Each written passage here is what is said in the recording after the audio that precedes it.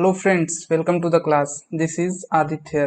Guys, आज का class standard 6 का सब्जेक्ट साइंस का chapter number 7 getting to know plants. Right, इसके बारे में आज हम लोग डिटेल में पढ़ने जा रहे हैं। और ये चैप्टर थोड़ा लेंदी है, कुछ ज़्यादा इसमें टॉपिक्स हैं पढ़ने के लिए, तो इसलिए हम इस चैप्टर को 2 पार्ट्स में पढ़ेंगे। तो उस सीरीज का ये पार्ट 1 है। राइट, इस चैप्टर को हम लोग मेनली 5 टॉपिक्स में पढ़ेंगे। पहला है हर्ब्स एंड ट्रीज, सेकंड है स्टेम, थर्ड है लीफ, फोर्थ है रूट एंड फिफ्थ है फ्लावर। लेकिन इस चैप्टर में हम लोग ये 3 टॉपिक्स स्टडी करेंगे, herbs and trees, stem and leaf, और बाकी के 2 टॉपिक पार्ट 2 में। राइट, ये पार्ट 2 का है और ये पार्ट 1 में, जिसे आज हम लोग पढ़ने जा रहे हैं। कुछ कीवर्ड्स है उसे पहले देख लेते हैं। कुछ नहीं, इस चैप्टर में काफी ज्यादा कीवर्ड्स हैं। फर्स्ट है क्लिम्बर। क्लिम्बर उस तरह के प्लांट्स को बोलते हैं जो कोई भी सपोर्ट के द्वारा क्लाइम करते हैं ऊपर। क्लिम्बर बना है क्लाइम शब्द से, तो क्लाइम का मतलब क्या होता है? चढ़ना।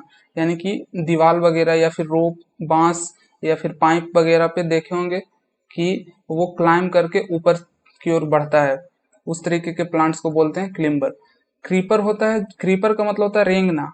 राइट, तो उस तरह के प्लांट्स जो जमीन पे रेंगते हैं, यहाँ ये वाला इमेज, तो उस तरह के प्लांट्स को बोलते हैं क्रीपर। फीवरस रूट, ये एक प्रकार रूट है इस प्रकार का, इसे हम लोग डिटेल में पढ़ेंगे। हर्ब्स क्या होता है?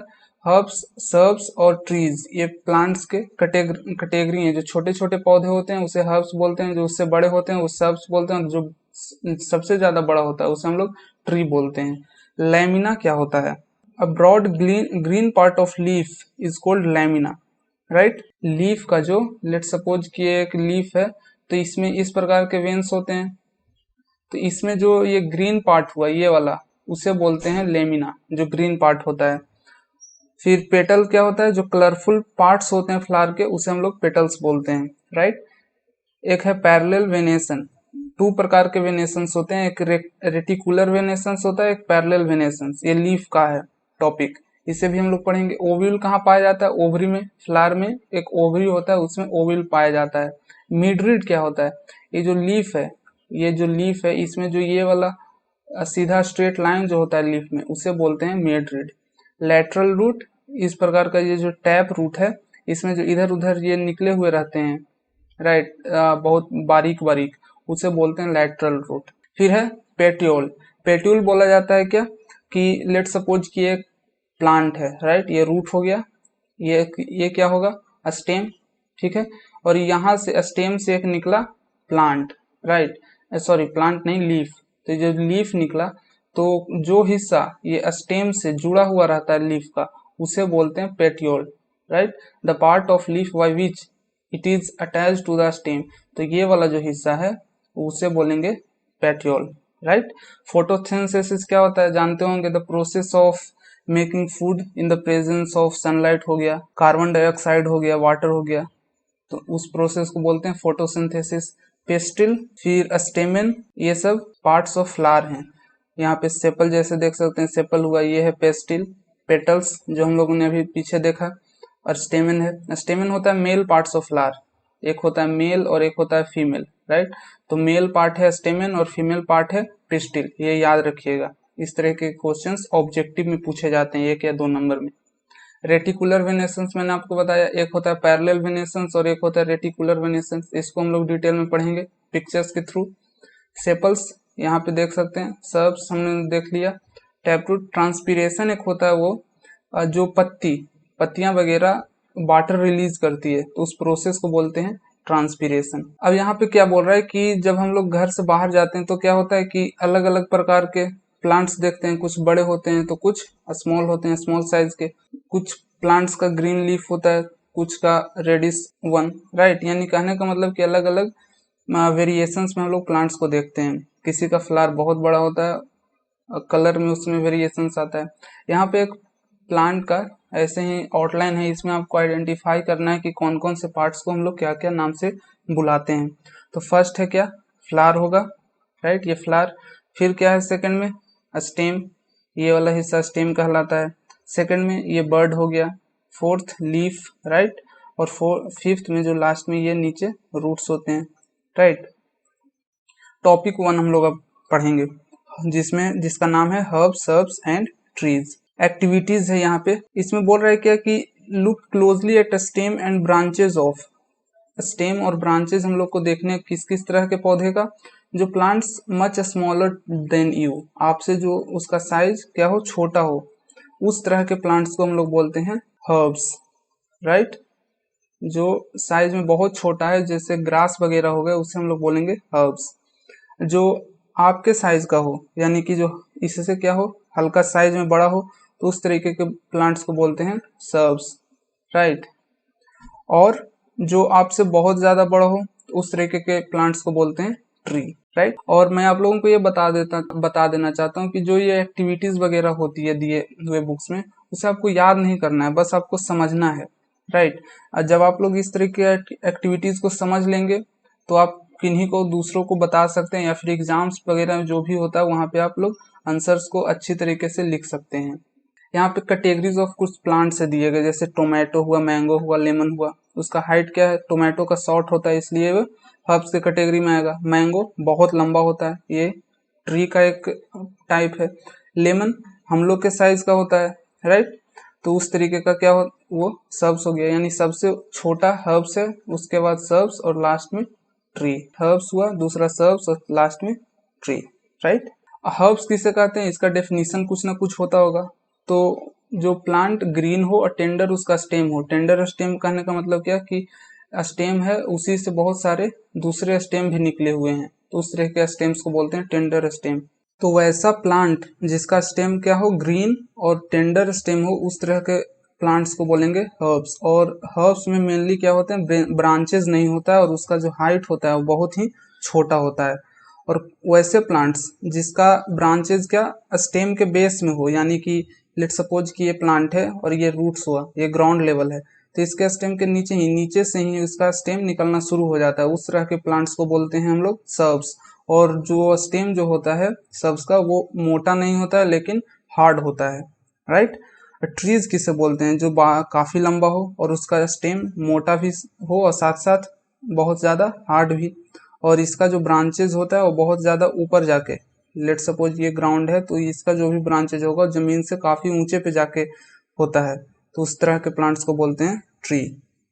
और क्रीपर और क्लिम्बर, जैसे मैंने आपको बताया, क्रीपर वो जो जमीन पे इधर से उधर रेंगते हुए फैल जाए, और क्लाइंबर वो जो किसी भी सपोर्ट्स के द्वारा ऊपर ये चढ़ जाता है, उस तरह के प्लांट्स को बोलते हैं क्लिम्बर, राइट। ये हुआ क्रीपर का ये इमेज, और ये है क्लाइंबर का इमेज, जिससे आप यहाँ पे देख सकते हैं दीवार वगैरह पे ये चढ़कर ऊपर जाता है। सेकंड टॉपिक है stem. We see around us different types of stem, right. हम लोग आसपास क्या होता है कि अलग अलग प्रकार का स्टेम देखते हैं, जिसमें कि कुछ पतला होता है, कुछ ज्यादा मोटा, शॉर्ट होता है, लॉन्ग होता है, कोई बहुत ज्यादा कमजोर या फिर कोई बहुत ज्यादा स्ट्रॉन्ग। तो स्टेम क्या करता है कि बियर करके रखता है, यानी कि स्टेम के थ्रू ही प्लांट्स में क्या होते हैं, लीव्स वगैरह उसी के थ्रू ज्वाइंट होते हैं, ब्रांचेज होता है, बर्ड्स हो गया, फ्लावर्स और फ्रूट्स, ये स्टेम का ही देन है, जिसके कारण प्लांट्स में ये सारे होते हैं। और स्टेम का एक और फंक्शन क्या है कि वो प्लांट को सपोर्ट प्रोवाइड करता है, स्टेम के द्वारा ही वो ऊंचाई पे खड़ा रहता है। यहाँ पे एक्टिविटी 2 में है क्या कि आप लोगों को एक्टिविटी इसके लिए रिक्वायर किया क्या है, एक ग्लास है, वाटर, रेड या फिर ब्लू इंक, और उसके लिए सॉफ्ट स्टेम। इसमें बोला क्या जा रहा है कि एक ग्लास लीजिए, उसमें 1/3 पानी ले लीजिए, इसमें कोई भी जो आपने इंक लिया उसे इसमें ड्रॉप कर दीजिए, और जो फ्रेश स्टेम है उसका नीचे वाला हिस्सा काट कर इसमें डाल दीजिए कुछ घंटों तक। कुछ घंटों के बाद क्या होगा कि जो हमने इंक इसमें डाला था, राइट, तो जो स्टेम के थ्रू स्टेम के ऊपर आना शुरू हो जाएगा, ठीक है। तो इससे हम लोग ये ऑब्जर्व क्या किए कि जो भी इधर नीचे में पानी था वो स्टेम के थ्रू ऊपर की ओर जा रहा है, यानी अपवर्ड डायरेक्शन में। तो जो भी मटेरियल्स दिए जाते हैं ये प्लांट्स को रूट्स वगैरह में, तो वो ऊपर की डायरेक्शन में स्टेम के थ्रू लीव्स वगैरह में पहुंचते हैं। थर्ड टॉपिक है leaf. Are all the leaf of same size, shape और कलर। क्या सारे पत्तियां एक ही साइज के, एक ही शेप के या फिर एक ही कलर के होते हैं? बिल्कुल नहीं। अगर साइज की बात करें तो एक नीम का ये लीफ लीजिए, उसका साइज काफी छोटा होता है। एक मैंगो का है उसका साइज बड़ा होता है। शेप क्या, पान का पत्ता देखे होंगे आप, उसका साइज एक अजीब प्रकार का एक राउंडेड शेप टाइप होता है। कलर में आप लोगों ने देखा होगा कुछ ऐसे प्लांट्स होते हैं जिसके पत्तियां कलरफुल होते हैं, चितकबरे टाइप के। तो ऐसा नहीं है कि सारे लीव्स का कलर और शेप और साइज एक हो। However leaf attached to a stem, the part of leaf which is attached to a stem is called petiole, right. यहाँ पे इमेज में समझिए, ये है एक स्टेम, राइट, और यहाँ ये जो लीफ है यहाँ इससे जुड़ा हुआ है, तो इस चीज को हम लोग बोलेंगे petiole, right. When the veins are arranged in either wave-like or network-like all over the lamina, it is known as reticulate venation. हम लोगों ने अभी कीवर्ड्स में क्या देखा था कि 2 प्रकार के वेनेशन होते हैं, एक पैरेलल और दूसरा रेटिकुलेट। तो ऐसा वेनेशन जो नेटवर्क लाइक स्ट्रक्चर में फैला हुआ है, यानी कि इसमें ये क्या है, इस प्रकार का फैला हुआ है नेटवर्क लाइक स्ट्रक्चर में, तो इसे हम लोग बोलते हैं रेटिकुलेट वेनेशन। और एक ऐसा जो पैरेलल में फैला हो, अरेंज्ड इन पैरेलल डायरेक्शन, तो उस तरह के वेनेशन को हम लोग बोलते हैं पैरेलल वेनेशन। यहाँ पे समझिए, यहाँ पे क्या है, एक दूसरे से पैरेलल किसे बोलते हैं, पैरेलल लाइन उसे बोलते हैं जो 2 लाइन जिसके बीच का डिस्टेंस हर एक जगह इक्वल हो, तो उस तरह के लाइंस को पैरेलल बोला जाता है। तो यहाँ पे देख सकते हैं इसका जो ये भी वेन्स है वो क्या है, एक दूसरे से पैरेलल है, तो इस तरह के लीव्स को बोलते हैं पैरेलल वेनेशन। और एग्जाम्पल है रेटिकुलेट वेनेशन का मैंगो और हिबिस्कस। हिबिस्कस का हिंदी होता है उड़हुल, उड़हुल का फूल आप लोगों ने देखा होगा। तो रेटिकुलेट वेनेशन, मैंगो, हिबिस्कस ये सब प्लांट्स में पाए जाते हैं। और पैरेलल वेनेशंस बनाना के पत्ते हो गए या फिर बैम्बू हो गया, राइट। इन दोनों प्लांट्स के जो भी लीव्स होते हैं उसमें पैरेलल वेनेशंस हो गए, और इस तरह के प्लांट्स में रेटिकुलेट वेनेशंस होगा। Activity 4, we will require a herb to transparent polythene bag and thread. इस एक्टिविटी को एक्शन में लाने के लिए हम लोग को एक हर्ब चाहिए, यानी कि छोटा घास का पौधा, 2 ट्रांसपेरेंट पॉलीथीन बैग्स और एक धागा। इसमें करना क्या है कि प्लांट्स के जो पत्तियां हैं इसे पॉलीथीन में बांध दीजिए धागे के द्वारा, राइट। उसे कुछ घंटों तक छोड़ दीजिए, और उसके बाद हम लोग देखेंगे क्या कि जो पॉलीथीन है उसके अंदर कुछ ड्रॉपलेट्स ऑफ वाटर पॉलीथीन के अंदर हम लोग को दिखाई देंगे, ड्रॉपलेट्स ऑफ वाटर। तो इससे हम लोग ये पता किए कि जो भी प्लांट्स है, प्लांट्स के जो लीव्स हैं वो क्या करते हैं, वाटर को इवापोरेट करते हैं। ये लीव्स वगैरह से वाटर ड्रॉपलेट्स इवापोरेट होते हैं, और इसी प्रोसेस को हम लोग ट्रांसपीरेशन कहते हैं, right. Water comes out of leaf in a form of vapour by process is called by process of transpiration. यानी इसी प्रोसेस के थ्रू जो लीव्स है इससे वाटर इवोपरेट होता है, राइट। वो हम लोगों ने एक्टिविटी 4 के थ्रू देख लिया। एक्टिविटी 5 क्या बोल रहा है, और एक्टिविटी 5 के लिए हम लोग को क्या क्या चीज़ों की ज़रूरत है, एक leaf, a spirit, a beaker, test tube, burner, water, glass, watch glass and iodine का सॉल्यूशन चाहिए, राइट। इसमें होगा क्या कि एक ये बीकर लिए, इसमें स्पिरिट डालना है, ठीक है, और स्पिरिट पे एक लीफ डाल दीजिए और उसे गर्म करना है, नीचे से हीट देना है।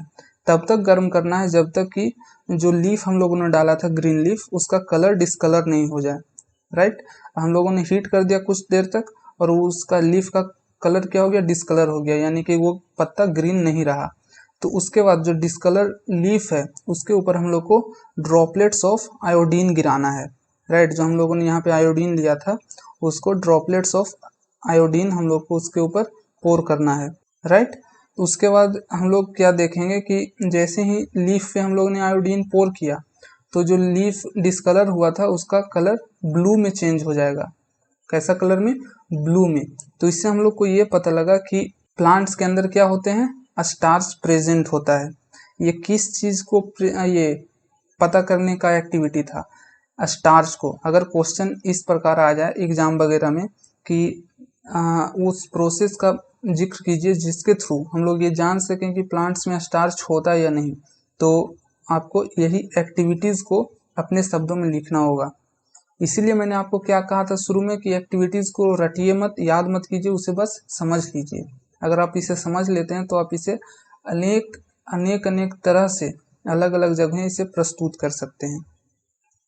हम लोगों ने चैप्टर 2 में देखा था कंपोनेंट्स ऑफ फूड में, राइट, कि एक रॉ ये पोटैटो था, उसको जब हम लोग इसी प्रोसेस के थ्रू टेस्ट किए थे, उस पर भी हम लोगों ने आयोडीन गिराकर टेस्ट किया, तो उसका भी कलर किस चीज़ में चेंज हो गया था, ब्लू में। यानी कि पोटैटो के अंदर भी किस क्या पाया जाता है, स्टार्च। तो वहाँ पे हम लोगों ने पोटैटो पे एक्सपेरिमेंट किया, तो potato get this starch from their leaf and store them. तो जो पोटैटो में स्टार्च आया था वो कहाँ से आया था, उसे वो लीफ से लिया और वो पोटैटो अपने अंदर स्टोर करके रखता है, right. The process by which plants make their food in the presence of sunlight, carbon dioxide का फॉर्मूला होता है CO2, याद रखिएगा, and water is known as photosynthesis. Photosynthesis किसे कहते हैं, जो प्लांट्स खाना बनाते हैं, राइट, किस किस चीज के प्रेजेंस में, सूर्य की रोशनी हो गई, कार्बन डाइऑक्साइड हो गया और वाटर हो गया, उस प्रोसेस को बोलते हैं हम लोग फोटोसिंथेसिस। ठीक है, हम लोगों ने क्या क्या देख लिया कि stem supply leaf with water, ठीक, the leaf uses the water to make food, जो पत्तियां हैं वो वाटर का यूज करती है खाना बनाने के लिए, और फिर पत्तियां क्या करती है कि जो एक्स्ट्रा अमाउंट ऑफ वाटर बच जाता है लीफ के पास, उसे वो इवोपोरेट कर देती है, और उसी प्रोसेस को बोलते हैं ट्रांसपीरेशन। यानी कि जो लीफ से वाटर इवोपोरेट हो रहा है, इवोपोरेशन के लिए क्या चाहिए, हीट की जरूरत है, तो हीट ये पत्तियों को क्यों किस चीज से मिलता है, तो वो मिलता है सनलाइट के थ्रू, और जो जब ये वाटर इवोपोरेट होता है तो उस प्रोसेस को बोलते हैं ट्रांसपीरेशन। हमने स्टेम पढ़ लिया, लीफ पढ़ लिया, तो अब बारी है किस चीज की, रूट्स, राइट। लेकिन रूट्स हम लोग पढ़ेंगे पार्ट 2 में, जो इस चैप्टर का पार्ट 2 वीडियो आएगा, उसे हम लोग उस वीडियो में हम लोग पार्ट 2 रूट्स के बारे में पढ़ेंगे। That's it for today's class. I hope कि आप लोगों ने कुछ न कुछ जरूर सीखा होगा, आपको समझ में आया होगा इस चैप्टर। अगर कुछ भी प्रश्न है, कोई भी क्वेश्चन हो जो आपको प्रॉब्लम क्रिएट कर रहा है, तो बेझिझक होकर कमेंट बॉक्स में पूछिए, मैं आपको उत्तर जरूर दूंगा। A candle loses nothing by lighting another candle. कुछ ना कुछ आपने यहाँ सीखा तो अपने दोस्तों को उसे ज़रूर बताइए, राइट। अगर पसंद आया ये लेक्चर तो उसे लाइक कीजिए, नहीं पसंद आया डिसलाइक कीजिए, लेकिन डिसलाइक आपने क्यों किया कमेंट में ज़रूर बताइए, जिससे कि आने वाले लेक्चर्स में मैं उस गलती को सुधार कर कॉन्टेंट में इम्प्रूव कर सकूँ और आपके लिए बेटर कॉन्टेंट लेकर आ सकूँ। पार्ट 2 देखने के लिए यहाँ एक लिंक आया है, उस पर क्लिक कीजिए। Thank you so much for attending the class. Thank you.